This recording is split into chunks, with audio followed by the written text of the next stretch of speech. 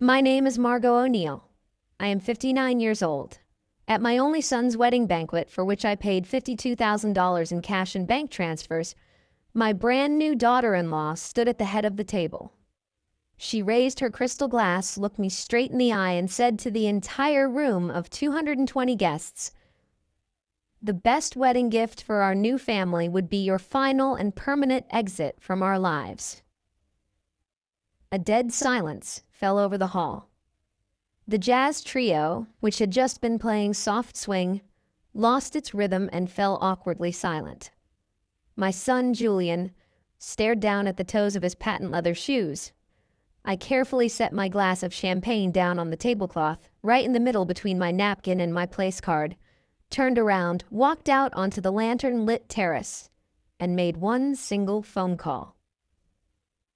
What happened in the next 15 minutes and over the next 10 days is the main reason why this young woman will regret until the end of her days that she never learned to weigh her words. But for you to understand the full scale of that evening, you must first know what my silence had been paying for over 10 long years. Because my family was never interested in where the money for their comfortable life came from. They were only concerned with one question: when the next transfer would arrive in their bank account. Welcome back to Quiet Drama Stories, a space where women who are used to solving problems quietly finally take the floor. We talk about family, the real value of money, and that invisible line beyond which endless motherly patience turns into cold resolve. If you have ever been the mother who paid every bill only to receive complete devaluation in return, this story was written for you. Leave a comment below and tell us where you are listening from, and be sure to subscribe because you will definitely want to hear how this wedding ended. 10 years ago, my husband Richard collapsed at the construction site of a suburban logistics complex he was designing outside Cincinnati, a massive stroke. He was 53 years old. I was 49. Our son Julian had just turned 22. He had barely graduated from university with a degree in public relations, holding uncalculated ambitions and an unpaid car loan. When people ask me how I survived that first year without Richard, I always tell the truth. Paperwork saved me. Grief, as it turned out, comes with a colossal volume of paperwork, and I had always been good with paperwork. Over 22 years, I'd built an auditing and accounting firm from scratch, starting from a small desk in our kitchen. By the time of the tragedy, I had 11 employees on staff, and half the commercial enterprises in our county were on my client list. So when the hospital sent multi-page itemized bills, I didn't cry. I checked every line item. When the insurance company tried to delay claim payments, I called their senior claim manager at exactly 8:30 a.m. every morning until they transferred the funds in full. When the funeral home offered me a premium service package with a straight face, I asked for their cost calculation price list, and the total price dropped $1,400 on the spot. Exact numbers held still and made sense for me when my entire familiar world was falling apart into pieces. Richard used to joke about this trait of mine when he was alive. He said I loved a balanced ledger the way other women loved fresh hydrangeas. He wasn't wrong. But here's what I didn't understand back then. Standing in that eerily quiet house with lever arch binders in my hands, where my family life used to be. When the person you shared all your thoughts with is gone, you start talking to the world in the only language you have left. Mine became financial guarantees. Julian would call me, and in his voice I could distinctly hear his father's intonations and laugh. And whatever he asked for, my answer was already yes before he finished the sentence. The first check I wrote for my son was 4 days after Richard's funeral. $2,100 for his downtown rent. It was far from the last check. It wasn't even close to the end. And that is the part of responsibility I completely own. There is something important you should know about Julian. My son is incredibly easy to love. Waiters in restaurants remembered his name after the first time. The elderly ladies at church always saved homemade cookies for him. He could walk into a room full of total strangers and leave half an hour later with 3 invitations to a private tennis tournament. And he meant every single handshake. That trait came straight from Richard in its purest form. But Julian never once directly asked me for money. There is a colossal difference between asking and mentioning, and it took me years to realize it. He would call me on Sundays. We would discuss the latest news, and somewhere around minute 20 of the conversation, he would casually drop, "Can you believe the auto shop quoted me $1,500 to replace the steering rack? Crazy money." After which he would sigh heavily and change the subject to the weather. And by Tuesday noon, that $1,500 was already sitting in his account because I had made a bank transfer. He never had to cross his own pride and ask. And I was deprived of the simple human dignity of being the one who was asked. The transactions happened silently, like an electronic thermostat, and we both pretended the house warmed itself. At my firm, I was famous for one short speech I used to give to clients. I would sit a young couple down who were ready to get into debt and say, "If you can't record the expense in the general ledger, where it can be seen in black and white, it's not generosity, it's a financial leak." Every February, I gave that speech a dozen times. Then I would drive home and wire my son $600 for a ski weekend he had simply mentioned.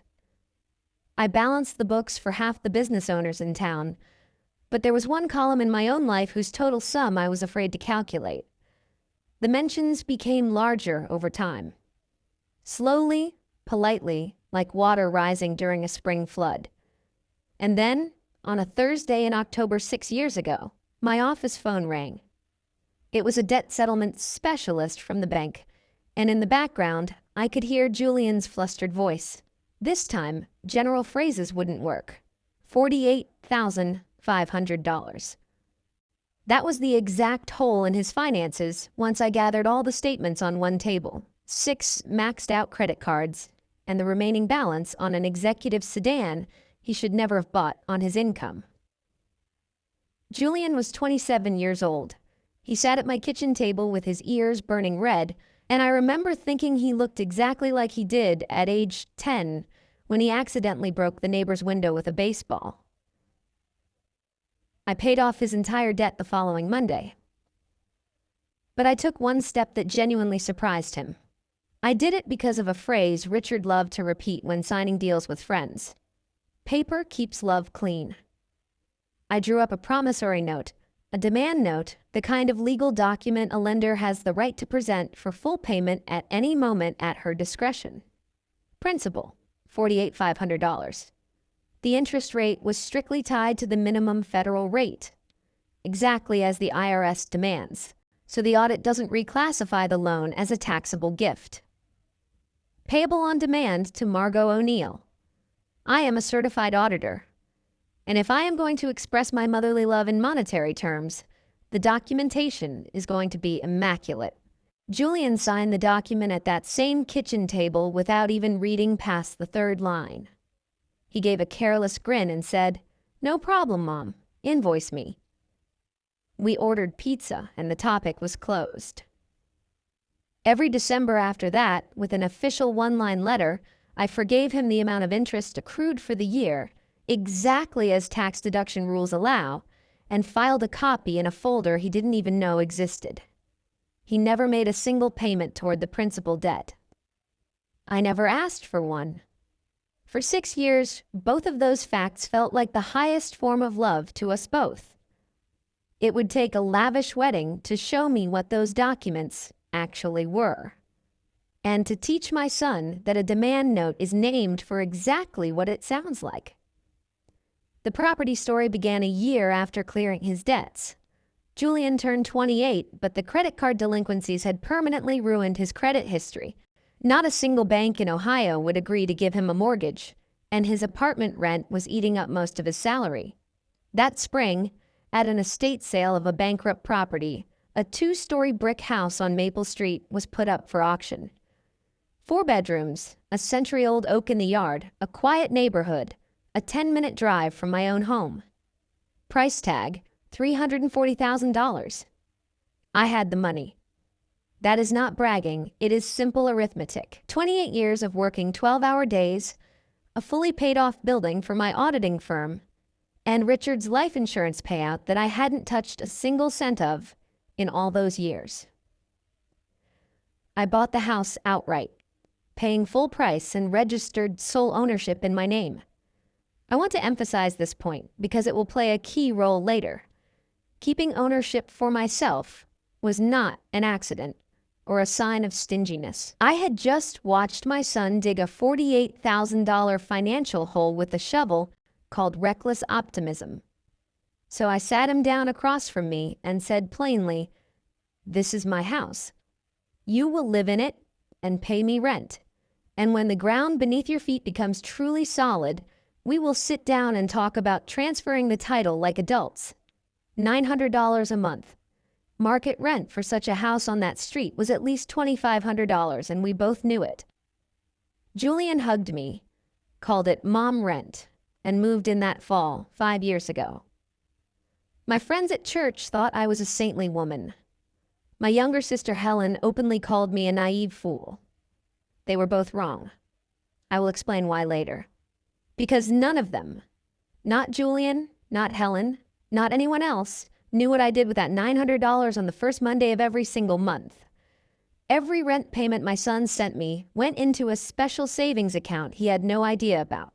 I opened it the day the lease was signed at the same bank branch I had used for 30 years. Every month his $900 arrived in my main account, and that same day I transferred it in full to this targeted deposit. His name was written on the file tab in my safe. He thought he was giving money to me. In reality, he was building his own capital. He just didn't know it yet. I loved sitting with my morning coffee on the first Monday of the month, watching the balance grow in that account, and imagining the day I would hand him these savings. For a wedding, for the birth of a first child, or just on a regular day when he would come to visit and genuinely ask how I was doing before bringing up his financial troubles. 60 months, $900 every month, $54,000 sitting in an account like a present wrapped so far in advance that you start forgetting which closet you hid it in. My sister Helen would later say I was building a safety net for him. That is too soft a definition. Reality was harsher. I was creating undeniable material proof. A figure I could point to in the future and say, "See, I loved you the whole time." Everything is written down in black and white. As if love could be placed into an escrow account. As if my son would one day come to me with an audit and I was obligated to pass the report flawlessly. I understood how it looked from the outside, but I kept making the deposits every month. It was the only clear language we still knew how to speak to each other in. And then on a Sunday in April 3 years ago, Julian called me. His voice carried a long-forgotten tone, a light, ringing quality I hadn't heard since his father was alive. "Mom," he said, "I met someone." Her name was Christina Vance, and on the very first evening she crossed the threshold of my home, she managed to estimate the cost of the ceiling molding before she even greeted me. She was 26 years old and worked as a lead organizer for private events. Pretty, with that flawless, cold beauty found in luxury furniture catalog models. Everything ironed to perfection, every detail in its place. She brought a bottle of wine tied with a silk ribbon and remarked that my home looked so charming and so lived in. I was setting the table, convincing myself that nerves before meeting someone often make young women sound like real estate agents. I truly wanted to like her. I asked about her family, and Christina delivered her lineage in one perfectly polished paragraph. Her father dealt in wholesale lumber supplies. Her mother sat on every charity committee in the county. The story was so smooth it looked like it had been vacuumed beforehand. But her eyes worked continuously throughout dinner. They glided over my bookshelves, the antique porcelain in the hutch, the silver-framed photos on the mantel. It wasn't the look of a guest. It was the look of a professional appraiser. She was calculating the market value of the room. I watched this process between serving the salad and the main course, experiencing that slimy feeling of falsehood that arises when one note goes out of tune in a familiar hymn. Then she raised her glass, tilted it slightly toward my son, and said with a sweet smile, "To self-made men." And Julian, my Julian, sitting in a house owned by me, driving a car whose new tires I had mentioned in conversation and paid for last winter. Julian raised his glass, smiled, and didn't say a single corrective word. My son proudly adopted the fictional persona and took a sip from his glass. I laughed along with them. After all, that's how well-mannered mothers behave at family dinners. But as I plunged my fork into the roast, I thought, there is one completely fictional character sitting at this table, and I appear to be the only one not voting for him. 2 years ago, in May, Julian proposed on a dock at sunset, and the Vance family threw a lavish engagement party, complete with a champagne tower and a hired photographer who shouted every 5 minutes, "More natural emotions, keep it lively," while arranging everyone strictly by height. I stood where I was placed. Christina's mother, Eleanor Vance, circulated the open patio with the grace of a seasoned politician on the campaign trail.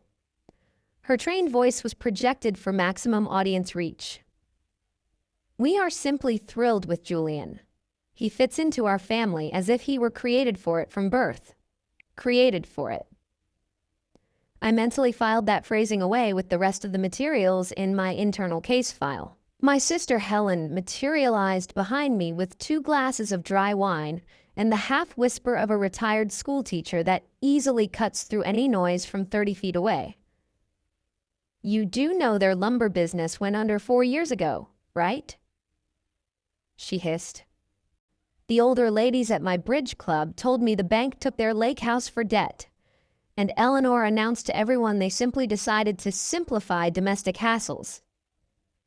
I asked my sister to be quiet, but by then I had already heard the story from a couple of my own clients. Dozens of scattered details instantly clicked into a clear picture. The leased luxury crossover, the membership at an elite golf club where they never ordered a full lunch at the restaurant, a family exhausting themselves to maintain an expensive facade that is its own special kind of weariness. And I knew all too well what real weariness looked like. That night, however, it wasn't the senior Vances that troubled me as much as my son's changing pronouns. All evening long, all I heard from him was, "We decided fall weddings are cliché. We're leaning toward a vineyard estate.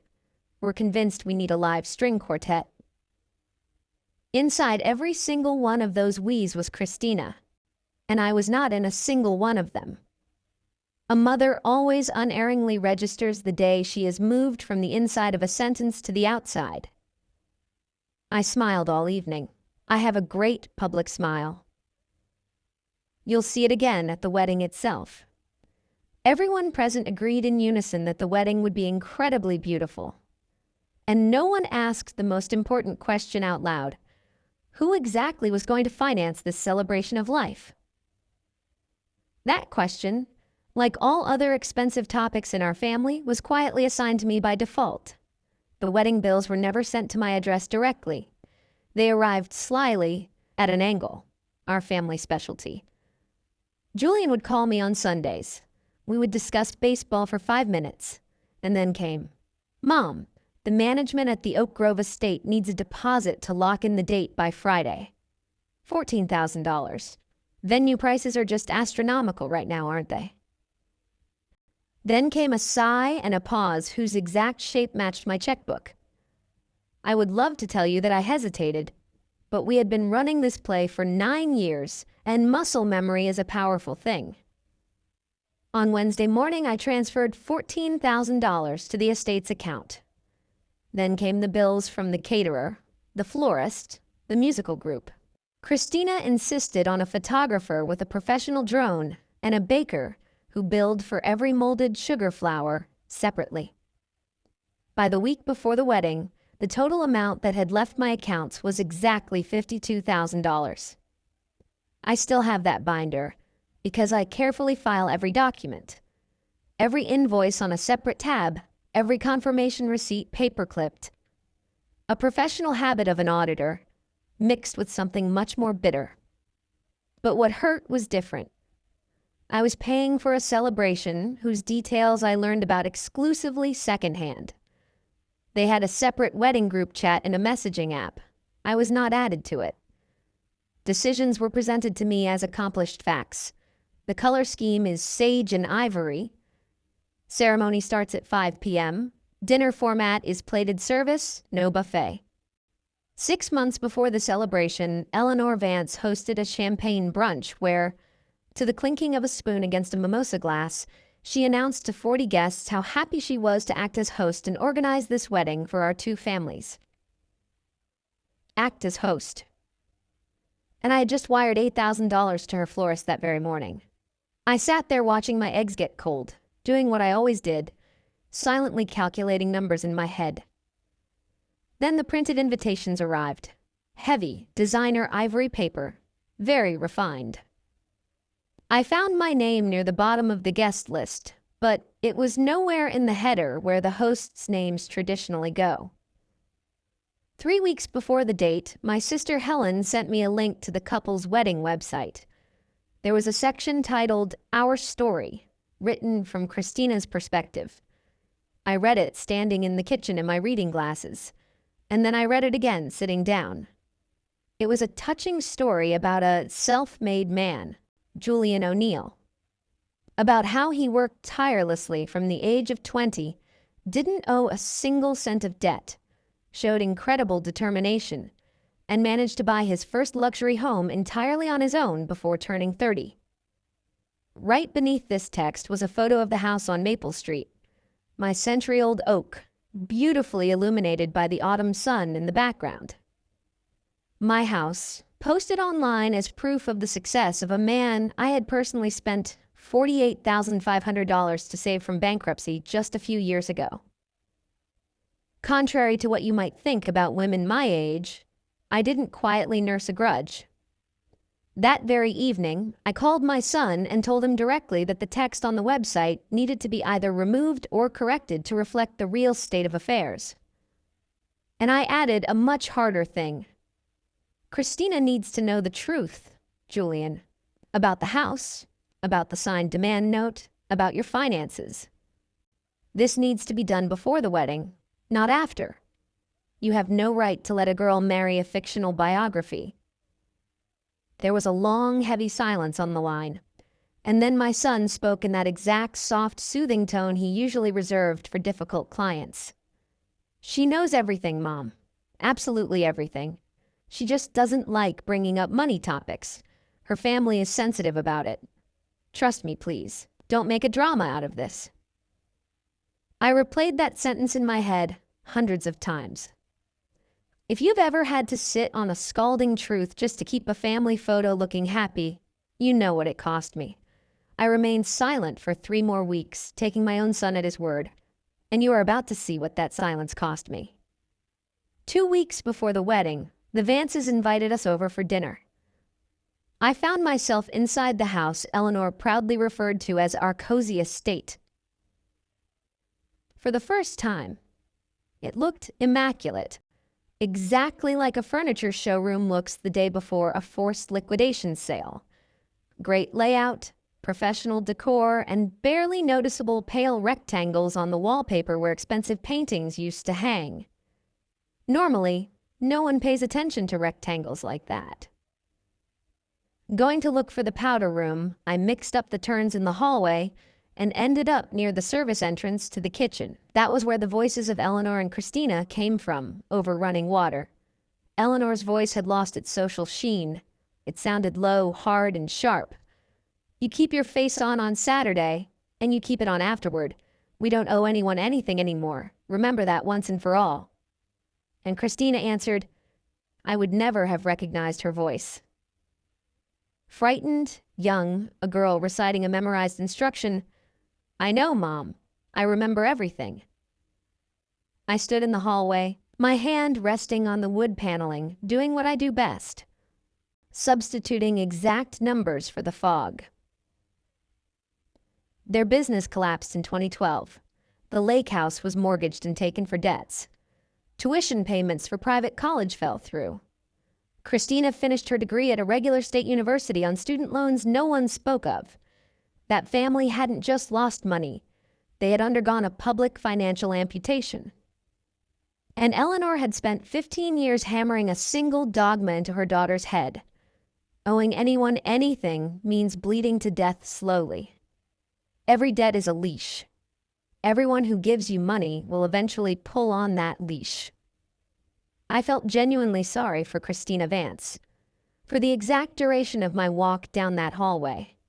It complicated nothing, but it explained everything.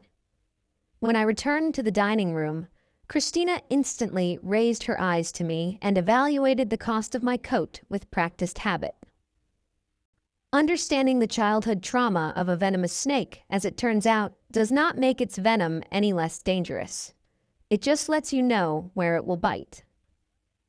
The demotions in my status happened in stages, like a drip system. First, my toast was canceled. I had asked for just 3 minutes at the banquet. Mother of the groom.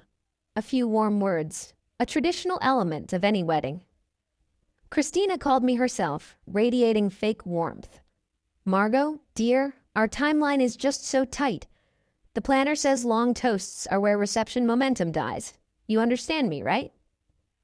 The maid of honor's toast remained on the schedule. Eleanor's toast remained. Mine was simply crossed off. Then, through Helen, who plays bridge with the wedding planner's aunt, the room seating chart leaked. Head table for the wedding party. VIP table for the Vance family. And my name was at table 9. I checked the floor plan I had paid for myself. Table 9 was located right by the kitchen entrance. After that came the draft of the printed program. Under event organizers, it read, "The Vance family," and my name was completely absent from paper paid for by a check I had fully covered. I want to be absolutely precise in describing my actions. I did not throw a scene, nor did I shut down. I called Julian and asked one plain question. "Is this your personal decision, or are you just avoiding conflict?" He turned on his client voice again. "Mom, these are just logistical details. It's her big day. You're bigger than a table number." That same afternoon, I transferred the remaining $6,400 balance to the florist. Because in my business, the person who signs the checks holds the decision-making power. At weddings, apparently, a different set of accounting rules applied. Here, the signature and the authority were kept in separate rooms. 10 days before the wedding, Julian came to see me alone, which almost never happened anymore. He sat at my kitchen table, the very table where we had once signed the documents, and circled around the topic for 20 minutes. Discussed game scores, my backyard tomatoes, asked if I wanted to go on a cruise. I poured coffee and waited silently. I have been observing nervous clients for 30 years, and those who circle the longest are always carrying the heaviest request. Finally, he laid his cards on the table. "So Christina and I were talking about our house. We thought it would be really right if you transferred the title to both of us as a wedding gift." He said it fast, like a man ripping a bandage off his skin, and then added the sentence that revealed the author. "After all, the house is basically ours anyway, Mom." I set my cup down. Basically. I let that word hang in the air, not harshly, just allowing it to show itself. Here's what I heard in that moment. It wasn't his personal greed. It was a script. My son does not use phrases like "basically ours" about a house for which he pays 1/5 of market rent. A man only starts talking like that when someone has been methodically whispering it to him in the dark for months. I answered him with the truth. "That is too serious a document, son. Papers like that are handled legally after the honeymoon, with my lawyer involved and proper taxes paid, not in a rush between ordering the cake and the ceremony." He nodded too quickly, feeling relief and disappointment at the same time, and drove back to the house I owned. I sat with my cold coffee and scheduled a completely different appointment. Tom Ryder had been my attorney for 20 years and a close friend of my late husband. He has an office downtown, terrible coffee, and the bedside manner of a man who has seen every imaginable kind of family war. I laid all the documents out on his desk. The demand note for $48,500, the original deed to the house, my will. And then I laid out my real plan. Tom's eyebrows shot up at first, and then he smirked the way he does maybe twice a year. My plan was as follows. I prepared a cashier's check for $54,000, the full amount of rent payments Julian had transferred to me over 5 years. A gift returning to him. The note officially stamped as fully paid and canceled, and an official letter of intent. After their return from the honeymoon, we would execute a proper transfer of rights to the house, adhering to all tax regulations. All of this sat in one thick, white envelope. It was supposed to be my real wedding gift, which I planned to hand over to them at the banquet after everyone else's speeches were done. Tom neatly folded the papers and asked the question he was paid to ask. And if this girl turns out to be exactly who you think she might be? I spent a long moment looking out the window at the parking lot. Then I prefer to find out before her signature appears on the deed, Tom. But believe me, more than anything in the world, I want to be wrong. I carried that envelope in my purse for 10 days. And I never for a second entertained the thought that it would remain unopened. The Oak Grove estate on the wedding day truly looked like a full $52,000.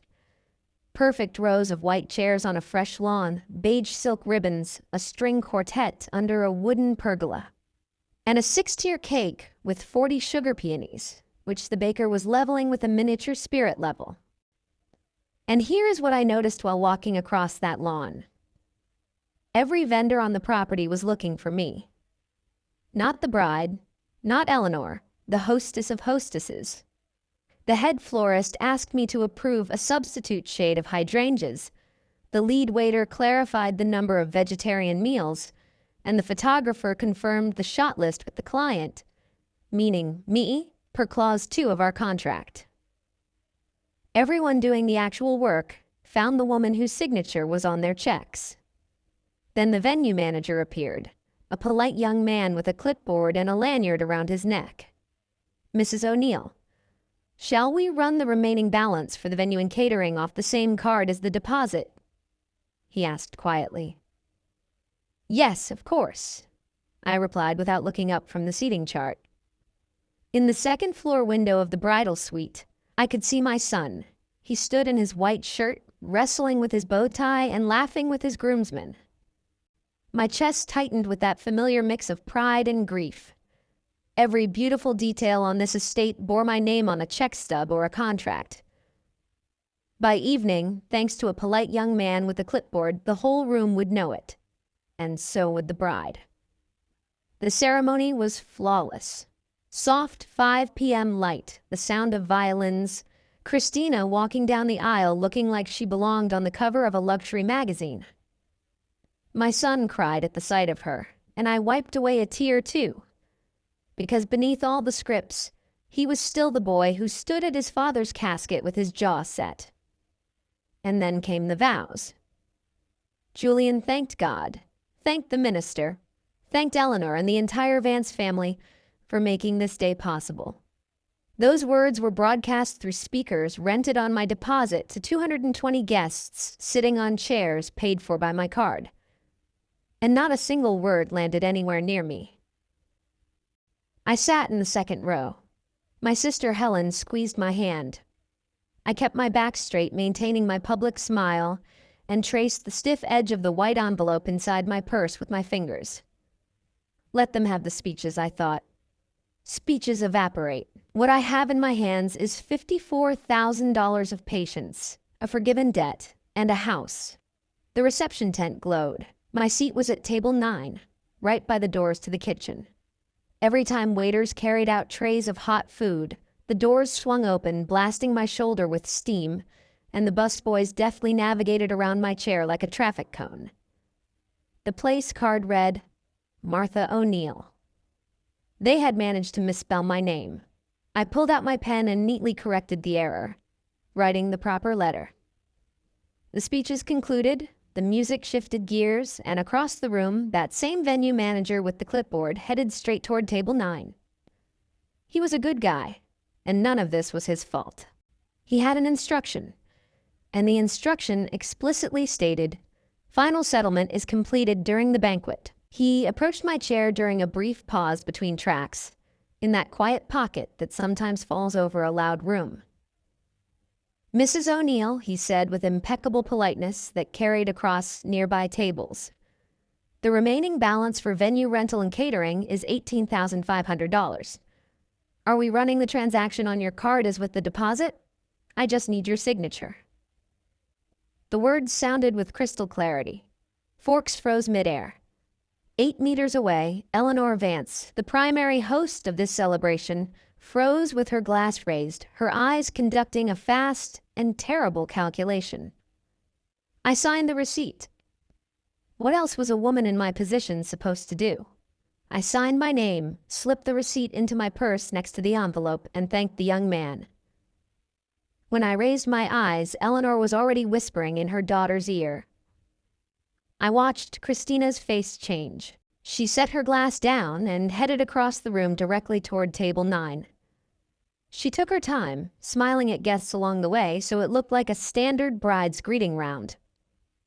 She approached my table, leaned down, radiating fake warmth, and said loudly enough for everyone at table 9 and nearby tables to hear, "Margot, dear, we are so sorry about this misunderstanding with the payment, but you do understand that trying to buy our family's favor at the very last minute is just so desperate and transparent?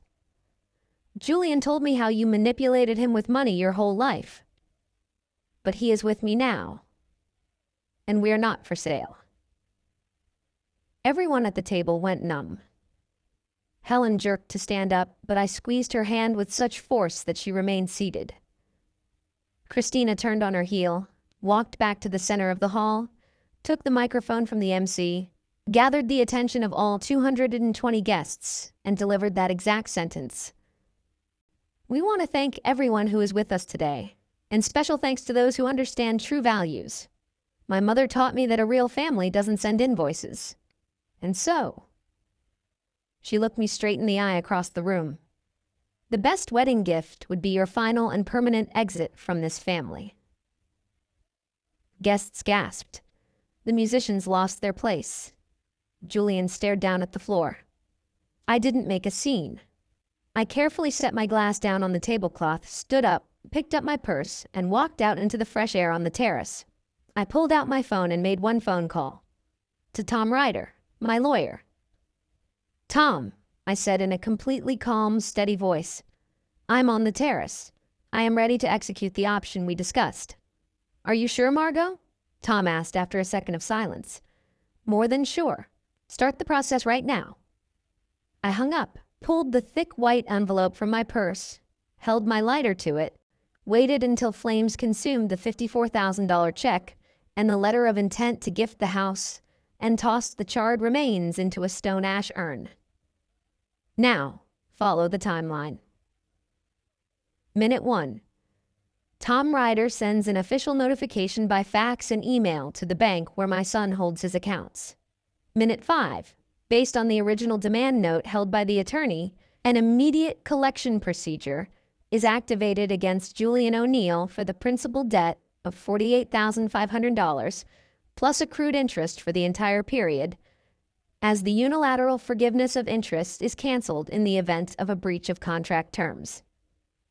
Minute 10. The bank places an automatic freeze on all of Julian O'Neill's existing accounts as security for the presented demand note. Minute 15. Julian and Christina approach the reception desk of the estate to pay for additional after-party expenses and the bridal suite. Julian's card is declined with the code "Account frozen by court order." Christina's card is declined for exceeding her credit limit. The Vances stand in the lobby while the manager politely asks them to settle the matter before midnight, or the police will be called. But that was only the beginning. The most interesting events unfolded over the next 10 days. Day 1. Morning after the wedding. Julian arrived at my house on Maple Street where he lived, only to find the locks on the front door had been changed. Posted on the door was an official notice from my lawyer. The lease agreement was terminated due to systematic violations of terms and attempts to contest ownership rights. All his personal belongings had been packed into standard boxes and neatly stacked in the garage, access to which was open for 48 hours. Day 3. Christina learns from the lawyer that the house on Maple Street never belonged to Julian, but was 100% sole property of Margot O'Neill Audit Group. Dreams of a free luxury home shattered. Day 5.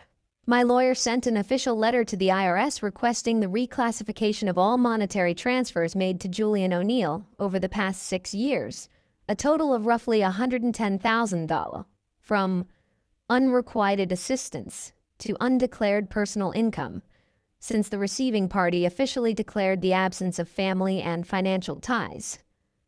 Julian received a notice regarding the initiation of a tax audit. Day 8. Christina's mother, Eleanor, attempted to come to my office to cause a scene. I didn't speak to her. My secretary simply handed her a copy of the itemized wedding expense statement stamped by all vendors, showing in black and white exactly who paid for every flower at that event, along with a warning of a defamation lawsuit if she took another step toward my firm. Day 10. Julian came to my office. Alone. Without Christina. Without arrogance. With red eyes and a folder of documents in his hands. He sat in the exact chair where I sat my most difficult clients. "Mom," he said quietly, "we don't even have money for a 1-bedroom rental apartment. The accounts are frozen. The IRS is demanding explanations. Christina cries all day and says I deceived her."